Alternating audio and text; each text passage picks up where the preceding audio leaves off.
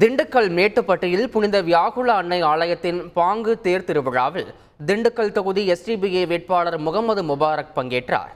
Easter பண்டிகையை முன்னிட்டு உலக புகழ்பெற்ற திண்டுக்கல் மேட்டுப்பட்டி புனித வியாகுல அன்னை ஆலயத்தின் 333ஆம் ஆண்டு பாஸ்கா திருவிழா நடைபெற்றது. நகரின் முக்கிய வீதிகள் வழியாக தேர்பவனி சென்றபோது அதிமுக முன்னாள் அமைச்சர் நத்தம் விஸ்வநாதன், திண்டுக்கல் தொகுதியில் போட்டியிடும் SDPI கட்சி வேட்பாளர் முகமது முபாரக் உள்ளிட்டோர் கலந்து கொண்டு விழாவை சிறப்பித்தனர். பின்னர் தேர்பவனியுடன் அவர்களும் சென்றனர்.